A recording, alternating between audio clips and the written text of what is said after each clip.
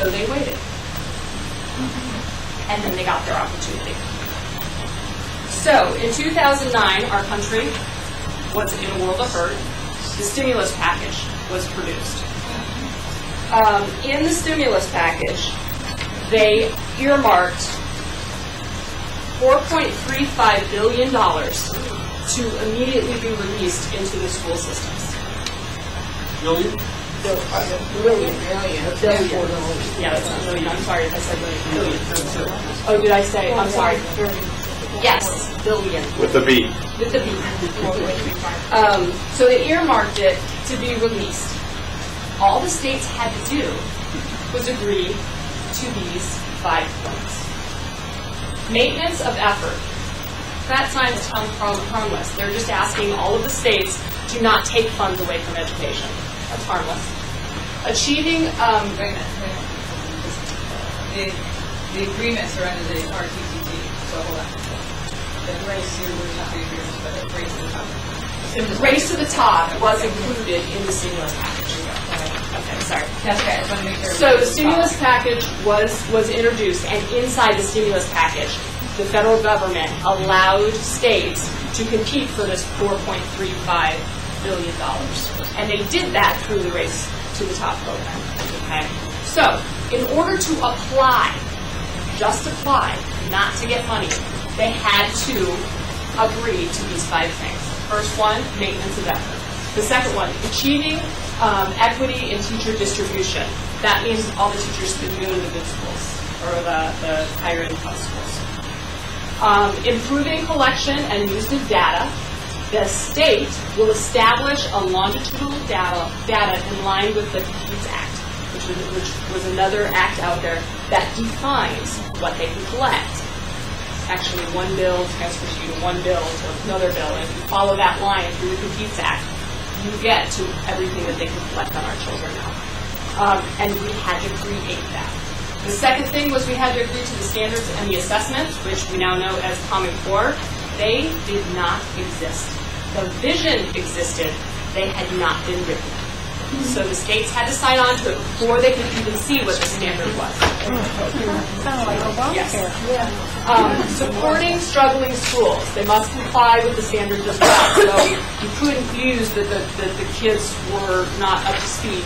Standards had to go everywhere. You had to make it statewide. Actually, let me make sure I'm not missing anything on that. Just so that everybody knows, this was done in several phases. The first phase, they awarded, might be wrong on my numbers, I think it was $300 million of that. It would have been $400 million.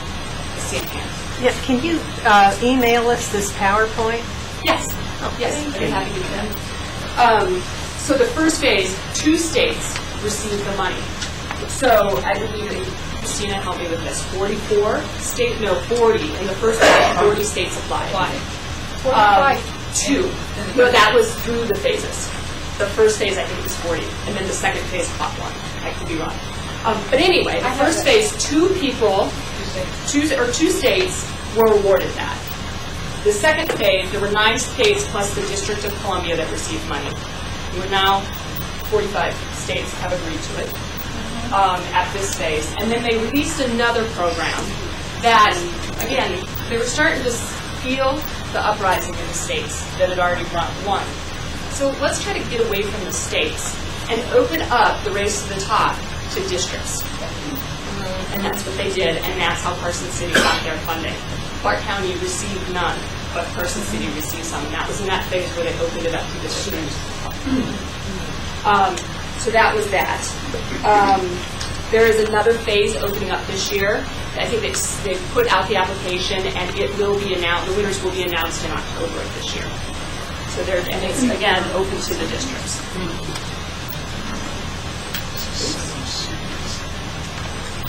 So they have one more hiccup, and you will remember on the other side I kind of stopped on the data collection. We're going to start collecting data, and Christina's going to go into more depth about what that data does. But we had this law called FERPA, which is the Family Education Rights and Privacy Act. It protected our kids and our families' information. We had to sign consent in order for that information to leave the facility. Okay. They realized they had a problem, in fact, because they want to now share this data. Okay. So they had to make it so that they could share the data. In December of 2011, after states had already signed on to this longitudinal data system, they changed it so that educational agencies and institutions are permitted to non-consensual to disclose personally identifiable information to authorized representatives of the state and local educational authorities. What does that mean? Authorized representatives. Any program that is principally engaged in the provision of education, including but not limited to early childhood education, elementary and secondary education, post-secondary education, so on and so forth. So who is that? The enforcers. Remember all those corporations? Yep. They're producing textbooks and computer programs and data information on our children. So they have just allowed an authorized person, or the government, to release that information to those corporations. So we can go wide open. Educational program. What does educational program mean? It means more than just schools. Real quickly, I'm not going to get into this, so I'm going to kind of reel it back and let Christina take the deal. But to answer your question, they are using that data to make decisions for your child, to test your child, to find out what they're going to be good at, what they should excel in life and not. I know, I'll go back to my history, I'm not doing what I went to school for. Thank God. We should have the ability, as human beings, to change our mind and to follow our course. So that's basically what they're doing now, but Christina's really going to hit that. And answer your question. So yes, as Amy said, let's talk a little bit more about the data mining. Now that the FERPA changes have been done and the doors are wide open to the information that the government wants, I guess, or the government wants to give away. It's kind of, it's really up for grabs. So what we've got right here, and I want to explain something to you, but I want to keep it tied to Common Core. So I know you have a lot of questions, and we're going to get to that. And hopefully my piece of it won't be more than 20 minutes, but I want to explain how this is tied to Common Core, because the Common Core proponents are going to tell you there's no data mining in the Common Core standards. Now, technically, that is a correct statement, but as Amy's already pointed out, we have two ties to data through Common Core. The first one is through the Race to the Top funds. As Amy showed you, we have some agreements with Race to the Top. Just to apply for Race to the Top, states had to agree to install, if you didn't already have one, to install a state longitudinal database. Okay? That's the first tie. The second tie to the... what does that mean, state longitudinal database? Oh, longitudinal means basically cradle to grave. But you'll see that... So it tracks the kid all the way through their education. Yeah, let me use my nifty. Right. I didn't have it up there. Where's my P to 20? My P to 20 didn't make it up there. Okay, if you see or hear the terminology P to 12, P to 16, P to 20, that means preschool to 12th grade, or preschool to college, or if you see P to 20, that's preschool to workforce. Okay? That's what that means. So 16 just means college, means high school plus those 4 years. And P to 20 means to workplace.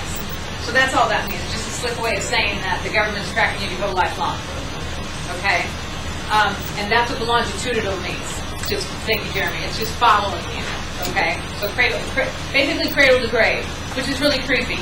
Why the government needs to continue to track us into our workforce bothers me. My attitude is you're educating us at your own risk. You don't get to decide what I'm doing for a living, but that's what that means. So that's the cradle to grave, and I apologize. P20 should have been in there. So the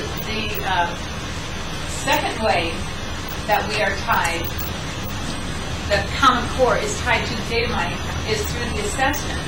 But I want to before I get to the assessments, I want to talk about a couple of things. In the state of Nevada, every student, I'm going to go back to my hand flashlight, thank you.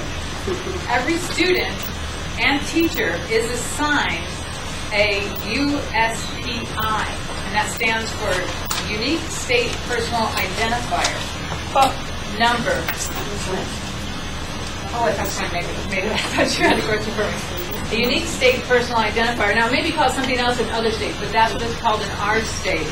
And that number is to be used in, and this is a hoot. I am not making this up. In our database, and the acronym for our database is SANE. Is SANE for an insane system. SAIN. Systems Accountability for Nevada. I am not kidding you. SAIN is the name of our system. So, now, the way this works is, you have a student. You're a student, right? What's your name? Brandon. May I use you as my example? Sure. Okay, you don't have to get up. I just want to use your name, okay? So Brandon's going to be assigned a UPSI. Everything about Brandon goes with him. Now these 400 plus points of data that we're talking about here is part of the model. Going to be or has been assigned?